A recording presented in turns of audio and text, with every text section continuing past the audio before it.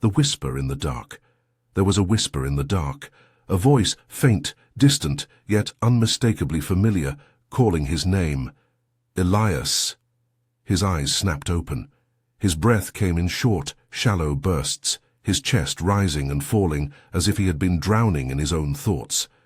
His heart pounded so violently that he could hear it in his ears. 7 a.m. again.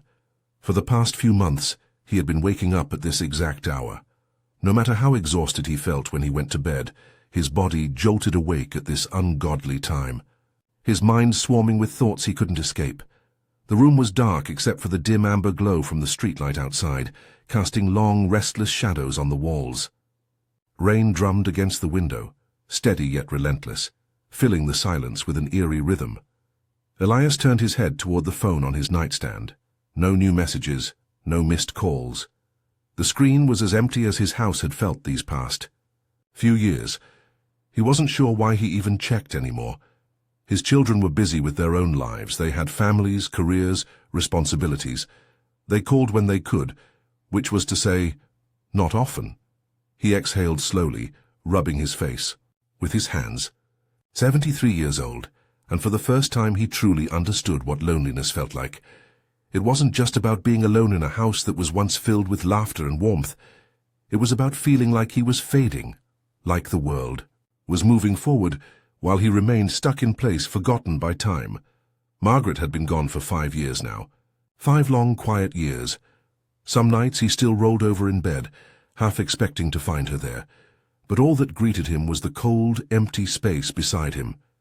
And then there was that other fear. The one he didn't like to say out loud. What happens next? Not next week, not next year. What happens when the last page of his story is written? Elias had always been a rational man. He didn't dwell on religion or the afterlife. He believed in what he could see, what he could touch. But lately he had started to wonder if there was something more. If there wasn't, then what was all of this for? He sighed and reached for the glass of water on his nightstand. His hand stopped mid-air. His fingers were trembling again. He curled them into a fist, frustrated. Age had a way of stealing things from you, one piece at a time, and then he remembered the dream. Or was it more than a dream? It had been so vivid. He stood before an ancient temple, its stone walls weathered by time, bathed in the golden glow of the setting sun. Incense filled the air, thick and sweet. A warm breeze rustled the trees, carrying a whisper he couldn't quite make out, and in front of him, standing at the entrance, was a monk. He wore simple saffron robes, his face lined with wisdom, his eyes deep and knowing. There was something about him, something that made Elias feel like the man could see straight through him, into the deepest corners of his soul.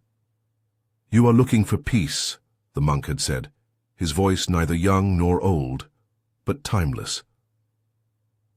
Elias had tried to speak, but no words had come. The monk had simply watched him for a moment, then added, "If you do not seek it now, you never will." Then, just as suddenly as it had begun, the dream had vanished, and Elias had woken up in the dark, his heart hammering in his chest. Now, sitting on the edge of his bed, he could still hear those words echoing in his mind.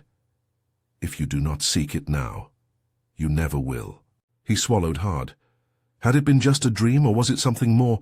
He had never been one to believe in signs, but this felt different. It felt like an invitation, a warning, a chance. His eyes flicked to the clock. 2:41 a.m. For the first time in a long time, he made a decision without overthinking it. Tomorrow he would go to the small Buddhist temple in town, the one he had passed by 100 times but never once stepped inside. Maybe it was foolish. Maybe it was nothing. Or maybe, just maybe, it was exactly where he needed to be. Have you ever felt lost? Have you ever wondered if there's something more? If so, you're not alone. Stay with us. Elias's journey has just begun. Subscribe to Buddhist Life Philosophy for wisdom and inspiration. The mysterious encounter and the first teaching. The morning air was crisp, carrying the scent of damp earth from last night's rain. Elias pulled his coat tighter around his frame as he made his way down the narrow sidewalk. The town was just beginning to wake. Shopkeepers rolling up their shutters, a young woman jogging past with earbuds in, an old man walking his dog. The world moved forward, as it always did, indifferent to the thoughts swirling in his mind. He wasn't sure why he was doing this. It had been decades since he had stepped inside a place of worship. He had never considered himself a religious man, though Margaret had been. She had always found comfort in faith, while he had put his trust in logic and reason. Yet here he was heading toward a Buddhist temple because of a dream. He almost turned around twice. Maybe he should just go home, make a cup of coffee, pretend none of this ever happened. But something kept him moving forward. The temple was smaller than he had expected, nestled between rows of tall oaks at the edge of town. It was old but not abandoned, well kept, its wooden doors polished, its courtyard swept clean. The scent of incense drifted in the air, mingling with the cool morning breeze. He hesitated at the entrance. Through the open doors he could see a few people sitting cross-legged on the floor, their eyes closed, bodies still as statues. A monk draped in saffron robes moved silently through the room, adjusting a candle on the altar. For a moment, Elias felt foolish. He was an old man standing awkwardly at the threshold of something he didn't understand. He had just turned to leave when a voice stopped him. "You have already taken the first step. Why turn back now?" Elias turned. The monk from his dream stood before him. It wasn't possible, and yet there he was. The same serene face, the same knowing eyes. Elias stared, his mind grasping for logic, but there was none to be found. The monk only smiled. "You look like a man with questions," he said. Elias swallowed. "I'm not sure what I'm looking for." The monk nodded, as if he had heard these words before. "Then you are closer to finding it than you think." Elias let out a dry chuckle. "That sounds like something from a fortune cookie." The monk laughed softly. "Perhaps. Or perhaps wisdom comes to us in ways we do not expect." He gestured toward the courtyard. "Walk with me." They moved in silence for a while, stepping over fallen leaves, the gravel crunching beneath their feet. Elias felt oddly at ease. He had expected to feel out of place here, but instead he felt lighter, as if the weight he had been carrying had shifted ever so slightly. "You woke up last night at 2:37 a.m., the monk said suddenly. Elias stopped walking. "How do you—" "You are not the only one who wakes up in the middle of the night with a restless heart," the monk continued. "Many do. The body may grow old, but the mind remains burdened with things long past, regrets, fears, the illusion that we have lost control." Elias looked away. The words struck deeper than he wanted to admit.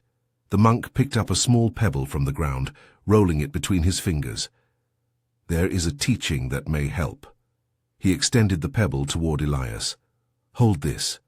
Elias hesitated before reaching out. The pebble was smooth, cool against his palm. "Now squeeze it as tightly as you can." Elias curled his fingers around the stone, clenching his fist. Tighter, he did. Tighter still. His knuckles turned white. A dull ache crept up his arm. "Now, let go." Elias opened his hand, releasing the pebble.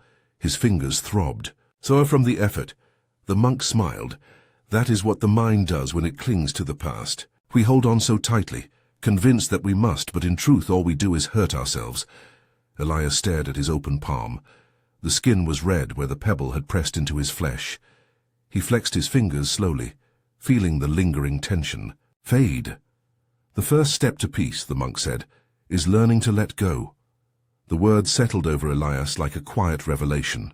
He had spent so much time gripping the past, his mistakes, his regrets, the life he once had, that he hadn't realized how much pain it had caused him. The monk turned to face him fully. "When you wake in the night, tormented by thoughts, remember this. The past is already gone, the future is not yet here. You only have this moment, and in this moment you are free." Elias let out a slow breath. For the first time in years, he believed it might be true. Facing the fear of growing old, the days that followed were different. Subtle, almost imperceptible changes, yet Elias could feel them. He still woke in the middle of the night, but the crushing weight on his chest wasn't as heavy. The thoughts still came. The past, the future, the inescapable march of time. But now he had the words of the monk to anchor him. The past is already gone. The future is not yet here. You only have this moment. And so, he tried. Each morning, he made a quiet effort to be present. He paid attention to the way the steam curled from his cup of coffee, how the sunlight stretched through the window, the gentle rhythm of his own breathing. Small things, simple things. But for the first time in a long while, they felt like enough. Then, one afternoon the letter came. It was from his doctor, a routine checkup. Nothing urgent, the receptionist had assured him over the phone, just results from his last visit. Still, as he sat in his chair, the envelope resting on his lap, he could feel the old fear creeping in. He had seen too many friends receive letters like this, had watched as their lives slowly unraveled, appointment by appointment, until there was nothing left but waiting. His hands trembled as he opened it. His cholesterol was high. His heart wasn't as strong as it once was. The numbers, though not catastrophic, painted a picture he didn't want to see. His body was aging. His time was limited. He let the paper fall onto the table, rubbing his temple. It wasn't as if he hadn't known this. He wasn't naive, but there was something about seeing it in ink, about having it spelled out so plainly, that made it all feel real. That evening, he returned to the temple. The sky had turned a deep shade of indigo by the time he arrived. The air smelled of rain, though none had fallen yet. Inside, the temple was quiet, save for the soft flicker of candlelight against the walls. The monk was there, kneeling before the altar, arranging fresh flowers in a small ceramic vase. He glanced up when Elias entered, smiling in that way of his calm, patient, as if he had been expecting him all along. Elias hesitated before sitting down beside him. For a long while neither of them spoke. Then Elias exhaled, staring at his hands. "I got a letter from my doctor today." The monk nodded as if encouraging him to continue. "My health isn't terrible, but it's not what it used to be." He let out a dry chuckle, though there was no humor in it. "Not that I expected it to be. I'm 73. Bodies wear down." The monk picked up a petal that had fallen onto the mat, twirling it between his fingers. "And that frightens you?" Elias looked away. "I think it always has." The monk set the petal down gently. "Most people fear aging, not because of the body's decline, but because they do not know who they are without their youth." Elias felt something tighten in his chest. He had never thought of it that way before, but the words struck something deep. "We spend our lives building," the monk continued. "Careers, families, strength. And then, one day, we find ourselves with hands that shake, knees that ache, hearts that beat a little slower. We look in the mirror and do not recognize the face staring back." Elias swallowed. The monk turned to face him fully. "But tell me, Elias, do you believe you are only your body?" Elias hesitated. "I don't know." The monk smiled, placing a hand over his own heart. "Then let me ask you this. When you were a boy, and you closed your eyes to dream, was the part of you that dreamed any different from the part of you that dreams now?" Elias furrowed his brow. He had not expected the question. "No," he admitted. "I suppose it wasn't." The monk nodded. "The body changes, yes. But the part of you that loves, that wonders, that longs for peace, that part is ageless." Elias sat with that thought. "You fear the body's decline because you mistake it for you. But you are not your wrinkles, nor your aching joints. You are not your graying hair or slowing heart. You are something much deeper, and that part of you does not age." The words settled over him like a balm, soothing the raw edges of his fear. For the first time in his life, Elias considered the possibility that growing old was not something to fight, but something to understand. He exhaled, and in that breath, he let go of something he hadn't even realized he'd been holding, learning to let go of what cannot be controlled. The days stretched on, slower now, but not in the empty way they once had. Elias still woke in the middle of the night sometimes, still felt the quiet pull of memories and regrets, but they no longer consumed him the way they used to. There was a shift, subtle yet undeniable, like the turning of the seasons. He was learning to sit with himself, to see his thoughts without drowning in them. But some lessons he found were harder than others. One morning, as he sat at his kitchen table, a call came in. It was James, his oldest friend. Elias hadn't heard from him in months. There had been texts here and there, but nothing more. Life had a way of making distance feel natural until one day you realized just how much space had grown between you. His voice was thinner than Elias remembered. "Weaker. They found something," James said after the usual pleasantries. "In my lungs." The words hit harder than Elias had expected. James had always been strong, larger than life, the kind of man who never seemed to slow down. To imagine him frail, sick, it didn't seem possible. Elias swallowed. "What are they saying?" "They're saying I should get my affairs in order." A pause. "It's funny, you know, I always thought I'd have more time." Elias closed his eyes. They spoke for a while longer, neither of them addressing the weight hanging between their words. When Elias finally set the phone down, the silence of the house pressed in on him, thick and heavy. He wasn't ready for this. He wasn't ready to lose another piece of his life. That evening, he found himself at the temple again. The sky was awash of deep purples and soft oranges when he arrived. The air smelled of damp earth, the remnants of an afternoon rain still clinging to the leaves. He walked through the open doors, finding the monk in the same quiet space as before, lighting a row of candles at the altar. Elias sat down beside him without speaking. For a long time, they sat in the quiet. The only sound was the distant chirping of crickets, the soft flicker of flames casting shadows on the walls. Then finally Elias exhaled. "My friend is dying." The monk did not react, did not fill the silence with platitudes or empty reassurances. He simply nodded. Elias stared at his hands. "I don't know what to do with that. I don't know how to—" He shook his head. "I feel like I should be able to do something." The monk turned his gaze to him, gentle yet unwavering. "And what would that be?" Elias opened his mouth, but nothing came. Because the truth was there was nothing. He could not change the diagnosis. He could not stop time. He could not rewrite the ending. The monk reached beside him, picking up a dry leaf from the temple floor. He held it out in his palm. "This leaf was once green," he said. "It clung to its branch, soaking in the sun, dancing in the wind. And now it is here." He let it go, watching as it drifted to the floor. No matter how tightly it held on, it could not change the seasons. Elias watched the leaf settle, feeling something shift within him. "You are not meant to control the cycle of things," the monk continued. "You are meant to walk with them, to honor them, to love them while they are here, and to let them go when it is time." Elias closed his eyes. He thought of Margaret, of James, of all the people he had loved and lost, of all the goodbyes he had fought against. He had spent so much of his life gripping tightly to things beyond his control, as if his resistance alone could alter the course of time. But the seasons would change. Leaves would fall, and holding on would not stop them. His hands unclenched. His shoulders eased. For the first time he allowed himself to surrender to the truth he had spent so long avoiding. Some things were not his to hold, and that was okay. The journey of practice, words that bring peace, Elias, did not change overnight. There was no grand revelation, no sudden lightness in his soul. Instead there was effort, quiet, deliberate, and often difficult. The mind was stubborn after all. It wanted to cling, to analyze, to resist, but he had spent too many years wrestling with himself.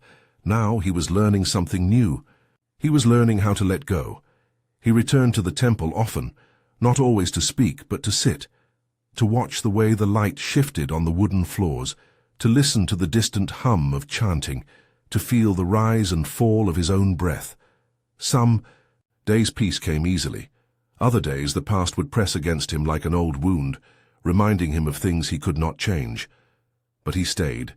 He breathed. He let it pass. One morning, as he knelt in the quiet of the temple, the monk placed a small book in his hands. It was old, its edges worn from use. Elias traced the spine with his fingers before looking up.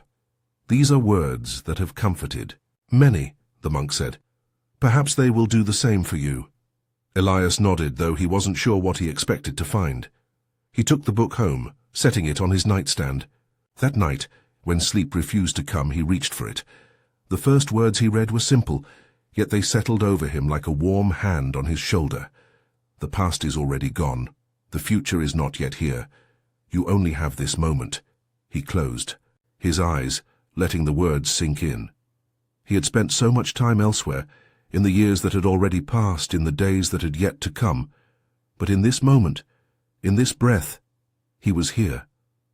The next morning, he read again.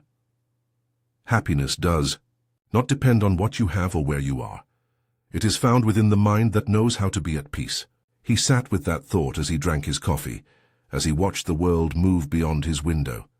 He had always believed happiness was tied to circumstances, but circumstances changed. Time took things.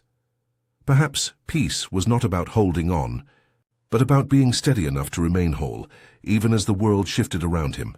As the days passed, he continued. Like a leaf that falls without resistance, let go of what is not yours to carry.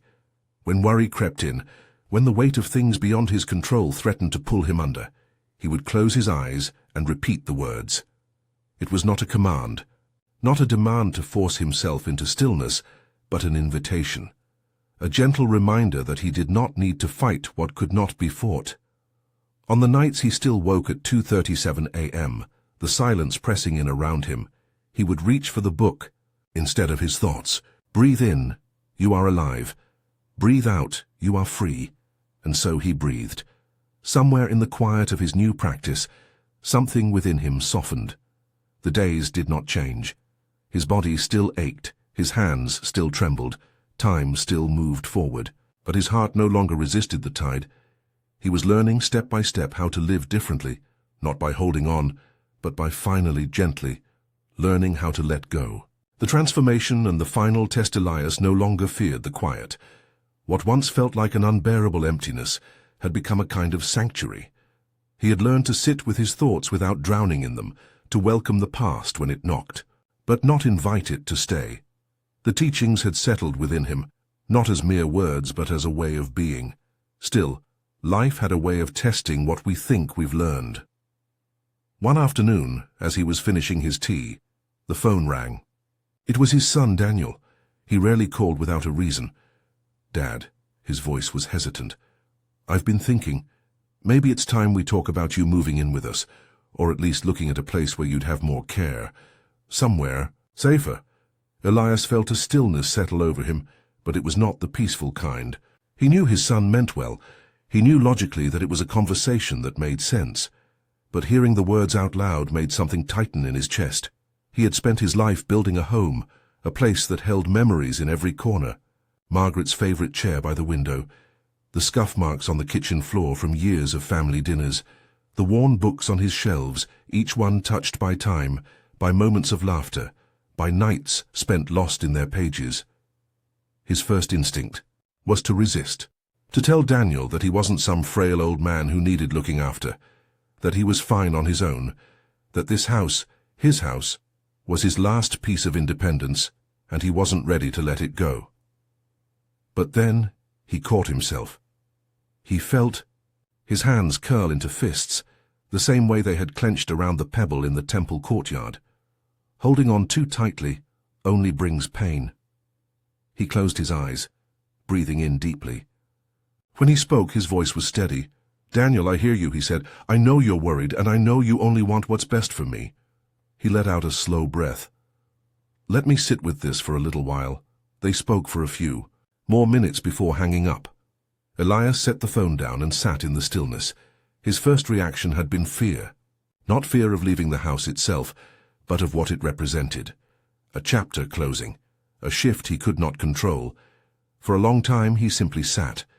Then, as the sun began its slow descent, he rose and walked to the temple. The monk was sweeping fallen leaves from the stone steps when Elias arrived. He looked up and, as always, offered a small knowing smile. Elias sat down beside him, watching as the leaves were gathered into neat little piles. Change is difficult, the monk said after a moment. Elias chuckled softly. I didn't say anything yet. The monk's eyes twinkled. You didn't have to. Elias let out a long sigh. My son wants me to move in with him, or into a place where I won't be alone. The monk nodded. And you do not wish to go? I don't know, Elias admitted. I thought I did, but now I'm not sure if I'm holding on to this house, this life, out of love, or out of fear. The monk placed his broom aside and sat with him. There is a story, he said, of a man who tried to grasp water in his hands. The tighter he squeezed, the more it slipped through his fingers. But when he let his hands rest, open the water remained. Elias looked down at his palms. Letting go does not mean losing, the monk continued. It means trusting that what is real will remain, even as things change. Elias sat with that thought long after the last leaf had been swept away. That night, he stood in his living room looking around at all that had been his for so long. He ran his fingers along the edge of Margaret's old chair, traced the spines of his books.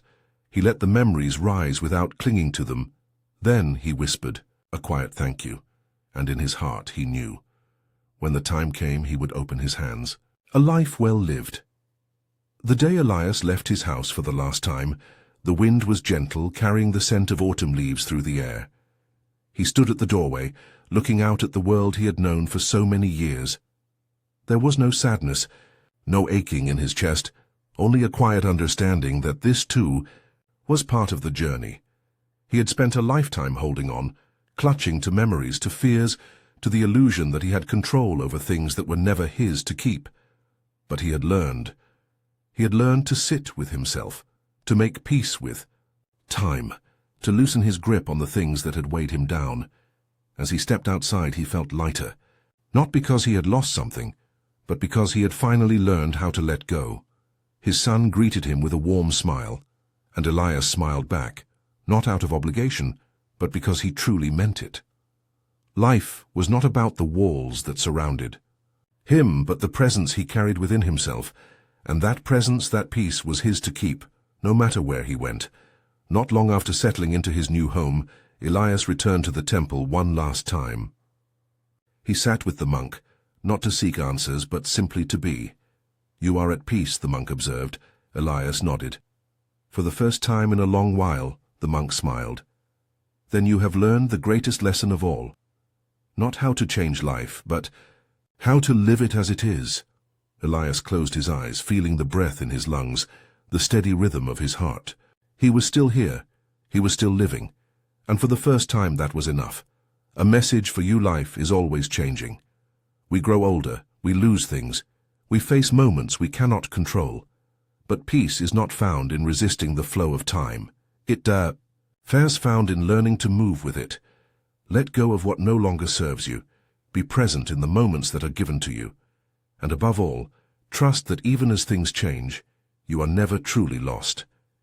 If this story spoke to you, stay with us. More wisdom awaits. Subscribe to Buddhist Life Philosophy for more stories and teachings to bring peace into your life.